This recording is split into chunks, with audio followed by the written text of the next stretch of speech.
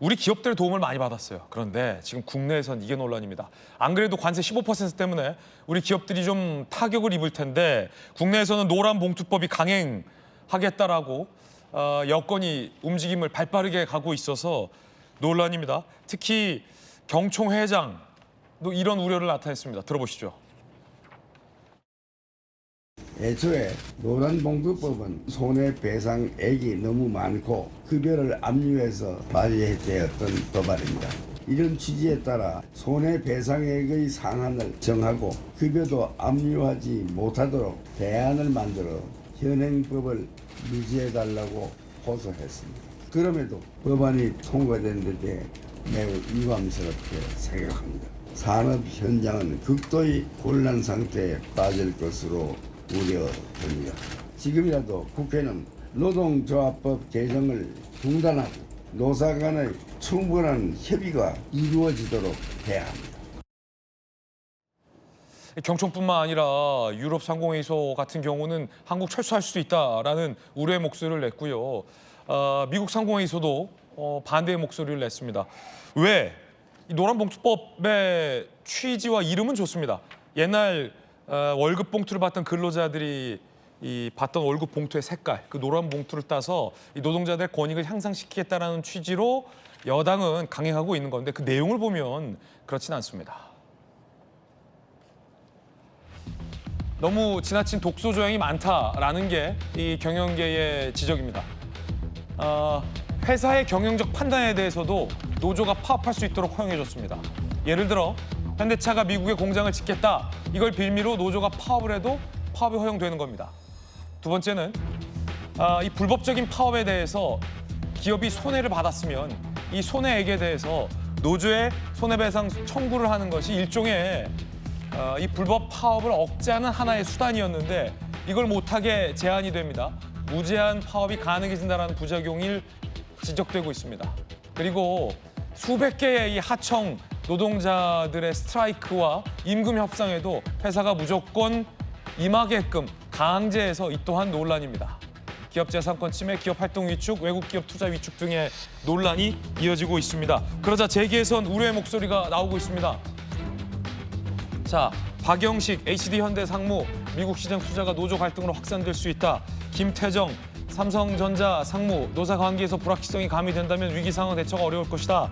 정상빈 현대차 부사장, 모든 기업에 막대한 영향을 준다. 국가 간 경쟁력에도 부정적이다. 내우 외한, 밖으로는 관세, 안에서는 여당이 추진하는 노란봉투법 때문에 기업이 어려워진다는 겁니다.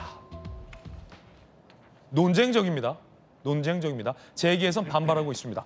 정영진 변호사님 어떻게 보십니까? 안 그래도 관세 때문에 힘든데. 일단 노란봉투법은요. 이론적으로도 문제가 있는 거예요. 우리나라 그다음에 근대 민사법의 대원칙은 뭐냐면 불법 행위를 했고 그 불법 행위로 인해서 손해가 발생하면은 거기에 대해서 책임을 부담하는 게 그게 원칙 아니겠습니까? 제가 뭐 잘못을 했어요. 그래가지고 피해가 났어요. 그러면 제가 물어줘야 되는 거잖아요. 그런데 노사 관계에 있어서는 그 대원칙을 깨겠다라고 하는 것이 노란봉투법이다. 이거는 뭐 구체적이고 뭐 경제적인 걸 떠나서 법적인 논리로도 굉장히 문제가 많은 거고요. 그다음에 두 번째는 뭐냐면은 지금 우리나라 관세 뭐 간신히 15% 막았다라고 하지만 그다음에 지금 뭐 일본차, EU차 뭐 이렇게 이야기하지만 벤츠, BMW, 뭐 도요타 그것도 중요하지만 그 자동차를 그 일본과 EU만 만듭니까? 미국에서 제일 많이 만들지 않습니까? 그런데 미국 자동차들은요 관세가 없어요. 그러니까 미국 차 7천만 원짜리 우리나라 7천만 원짜리 똑같이 있다가 우리나라가 15%를 갖다 얻어맞으면 어떻게 되냐? 우리나라 차는요 8천만 원 되고 기존의 미국 차는 7천만 원 되는 겁니다. 그다음에 전기차 말씀하셨지만 현대차가 났습니까? 테슬라가 났습니까? 그러니까 이미 거기에다가 우리나라 삼성전자는요 옛날의 삼성전자가 아니에요. 요번에 그 삼성전자 이익 얼마 났습니까? 요만큼 났어요. SK 하이닉스보다 훨씬 못 났습니다. 현대자동차 이익 굉장히 많이 났지만 이제부터는 현대자동차 이익이 얼마나 떨어질까 걱정할 수밖에 없는 그런 상황인데 네. 그러면 정부와 정치권에서 기업인들의 길을 살려줘야 되는데 여기에다가 엎친 데 덮친 격으로 관세에다가 노란봉투법까지 더한다라고 하면 그게 어떻게 기업을 하라는 이야기인가? 아, 잘한다 이번에 그 협상할 때 뭐 현대차, 삼성 그다음에 한화까지 열심히 가서 좋은 성과 냈다 말로만 그렇게 하고 뒤로는 이런 그 기업의 발목을 잡는 거기에다 상법도 개정한다면서요. 이런 것들을 하면 앞뒤가 다른 거 아닌가 그런 생각이 들고 제일 걱정되는 건 뭐냐면 암참에서 경고를 했어요. 어떻게 경고를 했느냐? 뭐 저기에서는 뭐 철수한다 그거는 지금 당장 일어날 일은 아닌데 에이펙 이야기하지 않았습니까? 에이펙에는 각국의 정상들만 오는 게 아니라 주요 기업의 CEO들이 온단 말이에요. 그런데 그 CEO들이나 아니면 그 정상들이 이런 걸 보고 만약에 소극적으로 나오면 지금 이재명 정권에서 가장 중요한 행사가 이제 8, 90, 석 달밖에 안 남았어요. 석 달도 안 남았는데 이제 8월이니까. 그게 에이펙인데 에이펙 준비할 때 이런 이야기가 흘러나온다고 하면 그러면 이게 말이 맞겠는가? 저는 저 손경식 회장님 말씀을 지금 정부에서 좀 새겨 들어야 되는 것이 아닌가 그런 생각합니다. 정부 여당에서도 노란봉투법의 속도 조절을 하려고 했었으나 사실은 이 노조의 입김이 거셌다라는 분석도 언론에서 나오고 있는데 박정우 의원님 어떻게 보십니까? 네, 이 법이 그 22년 만에 이번에 통과가 될 것 같아요. 그전에는 거부권 행사로 2번 이미 통과됐지만 3번째인데요. 정권이 바뀌었기 때문에 통과될 것 같은데 사실 우리나라의 가장 큰 문제는 지금 양극화 문제 아니겠어요? 대기업이 그동안 많은 노력을 해서 거기에 또 노동자들이 같이 하면서 우리나라가 경제 대국으로 일어섰습니다. 네. 그런데 계속적으로 22년 동안 계속 요구했다는 것은 그만큼의 현장에서는 필요한 법이다 이렇게 생각하고 있는 거죠. 근데 실질적으로 제가 이번에 8단체에서 얘기는 했지만 6단체하고 경영계 6단체하고의 우리가 토론을 가졌습니다. 저 말씀들을 하셨어요. 근데 스스로가 이 고소를 통해서 손배 비율이 너무 높다는 걸 인정을 하셨어요. 5명한테 360조를 이렇게 해버리면 그거는 결국은 하지 말라는 소리 아니겠어요? 그런데 저런 것들을 합당하게 함으로써 적당하게 파업을 일으킨 사람들의 정도에 따라서의 손배를 하게 하고 이러면서의 가야지 무조건 그냥 많이 해놓고 그 노조가 무너지게 하고 이런 것들은 안 된다 이런 말씀을 좀 드리고요. 그다음에 이제 제일 걱정하시는 게 이게 파업이 많이 일어날 거 아니냐 이렇게 하지만 사실은 이게 경쟁에 대한 또는 파업에 대한 목적이 있는 것이 아니고 소통을 통해서 해결해보자 하는 상생에 대한 목적이 있는 거다. 근데 아예 대화조차를 원청과 하청이 있고 또 재하청이 잇따르면 실질적 지배자가 있는데 결정권자가 있는데 그거를 무시하고선 계속 얘기를 안 해주니까 그 하청에서 하청은 그걸 해결할 수도 없고 이런 문제 때문에 된 거거든요. 근데 결정적으로는 이렇게 시위가 많이 일어나지 않는 것은 뭐냐면 수십 배, 수백 개 하청 노조가 있다고 해도 혼자로는 결국 이 문제를 해결하기에는 힘에 부칩니다. 그래서 결국은 전체로 단일화시킬 수밖에 없고 파업을 목적으로 하는 것이 아니고 제일 중요한 임금 또는 자기 복지 근로 조건을 좋게 하는 것이기 때문에 힘을 모아서 하기 때문에 시위가 또는 파업이 남발된다는 거는 우려가 있고요. 그렇지 않고요. 또 이게 노동부 장관이 시행령에 해당하는 6개월 동안의 그런 자세한 부분들을 좀 보충해서 현장에서 일어날 수 있는 것들을 미리 좀 잘 할 수 있는 것들을 만들어서 보고하기로 했고 또 대통령은 이런 중대재해법만 아니라 이런 노조법에 대해서도 장관이 직을 걸 수 있을 정도로 열심히 하라 이런 거고 본인이 현장에 있던 노동자 출신이잖아요. 그렇기 때문에 이거는 경영계에서는 너무 우려가 많으시다 생각되고 또 한편 경영계에도 저런 걸 해결하기 위한 좀 내용을 주세요. 저희가 그랬더니 준비된 게 없다 이렇게 얘기하더라고요. 그런 건 좀 협상에 대한 태도가 그런 거 아닌가. 서로가 좁힐 수 있는 부분들 좁히고 그래서 다시 또 양보할 수 있는 거 양보하고 이렇게 해야 되는데 그런 부분은 좀 아쉽다 이렇게 말씀드릴 수 있습니다. 네. 우리나라 몇몇 이제 강성 노조 같은 경우는 흔히 이제 귀족 노조라고도 불립니다. 해당 노조들은 억울할 수도 있겠으나 그 노조가 받고 있는 뭐 처우랄지 나쁘지 않다라는 뜻이기도 하고 이 스트라이크를 정치적인 목적으로 활용해 온다라는 측면의 일각의 지적도 있어왔던 것 또한 사실입니다. 거기에 날개를 달아주는 법 아니냐라는 우려도 경영계에서는 좀 하고 있는데 김희정 장관께서는 어떻게 보십니까? 정말 이제 균형을 맞춰야 되는 게 사용자하고 그다음에 소위 노조로 대변되는 노동자하고의 지위가 어느 정도 이렇게 균형을 이루고 있어야 되는데 노란봉투법이 통과가 되면 완전히 이제 경영자 위에 노조가 올라가게 되는 법이 된다는 겁니다. 그래서 당장 이번에 우리 정부가 이제 3,500억 달러 투자하겠다라고 했고 그중에서 1,500억 달러는 이제 조선이다라고 얘기를 했잖아요. 그러면 조선 같은 경우가 하청이 2,000여 개 가까이 되는 걸로 지금 집계를 하고 있습니다.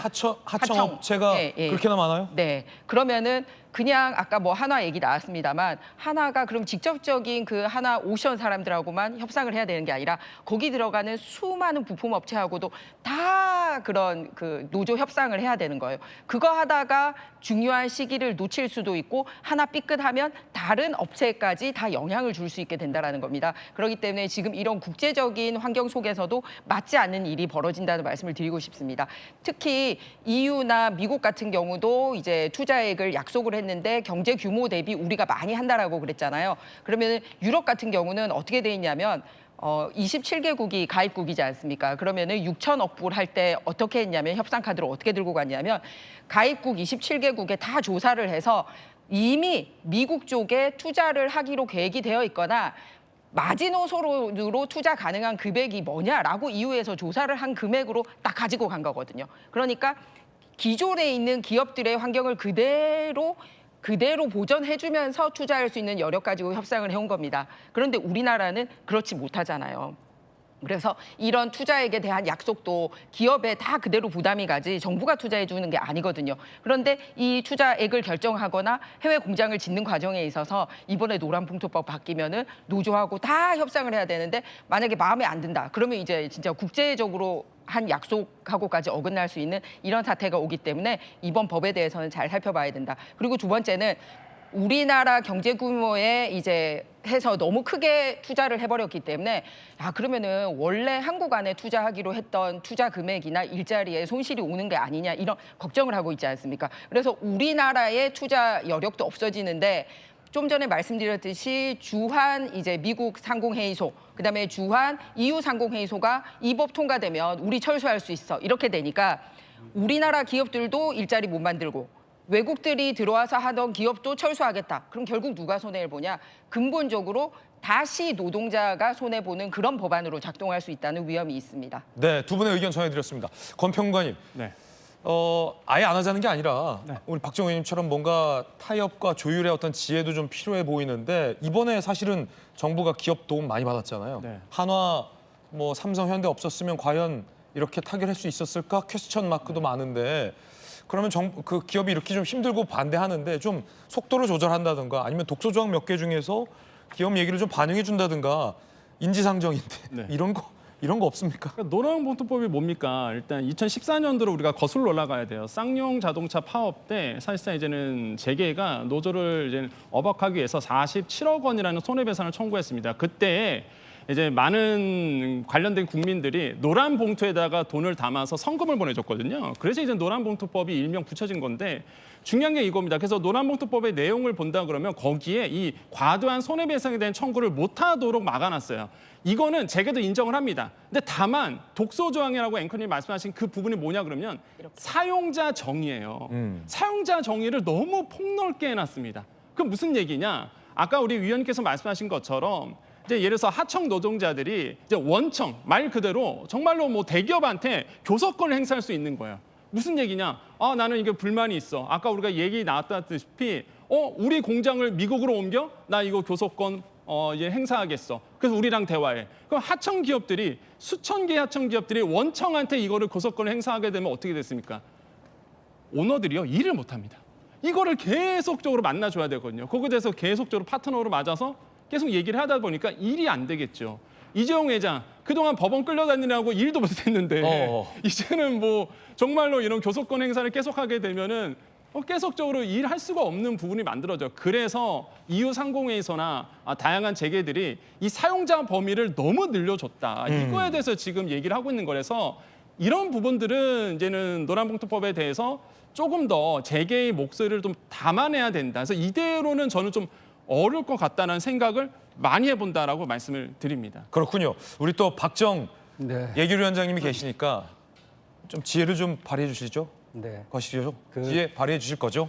예, 네. 기종 노조 말씀하셨는데 그거는 이미 그 노조가 교섭권을 갖고 있어요. 근데 이거는 그보다 그 밑에 있는 하청 노조에 대한 문제거든요. 그래서 이 사람들이 그렇다고 해서 다 개별 노조들이 작은데 원청하고 다 교섭을 하겠다 이렇게 들어가지 않습니다. 이분들도 같이 힘을 모아야지만 교섭권이 커지기 때문에 그래서 수백 개, 수천 개가 된다 그래도 이런 교섭을 남발하고 그러지는 않을 거라고 저는 확신하고요.